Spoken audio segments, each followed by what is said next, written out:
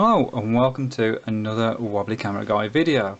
Today's video we're going to be looking at this model PT1010 Ferranti transistor radio. Now to look at it, it looks like a very small suitcase, but in fact it is actually a transistor radio.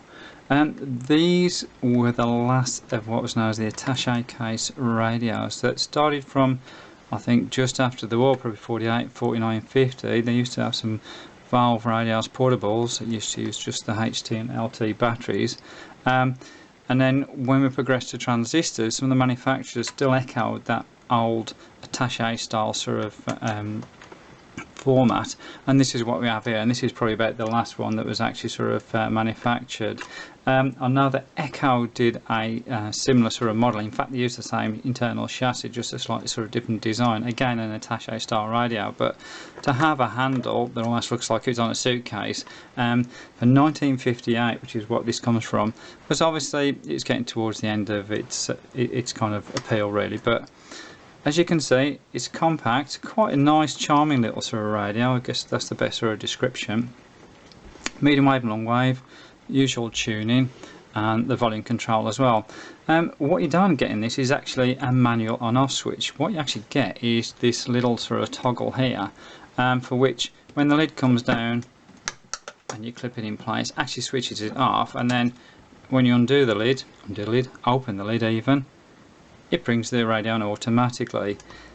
Not sure if that's the best thing in the world, but at the moment I've got a battery that I need to fit in here, that's why you can't hear anything else, it just automatically come on. This takes a 6-volt battery, which is slightly unusual for a transistor radio.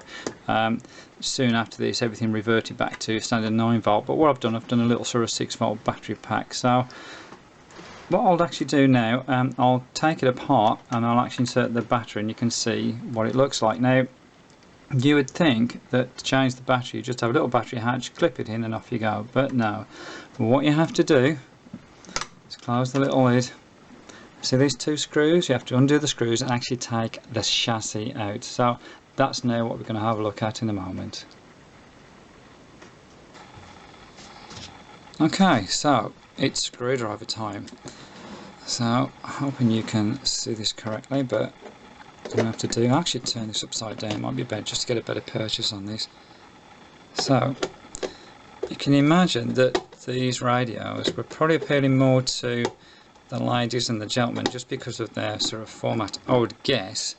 Not wishing to put anybody down, but I cannot imagine the ladies wanting to go through this faff of unscrewing the screws at the back. Albeit they've got quite large slots, so I think they'll probably take coins, I'd guess, the edges of the coins to undo them. But anyway, what you have to do is unclip it, and then you're virtually tipping the radio out. And I'll try and do this so you can actually see it, but it is a snug fit, and even I'm having a struggle here. So ladies, how you actually get this out, I do not know. There we go, just undo the screw a little bit more, but you say it comes completely apart. And how do we know this is 1958?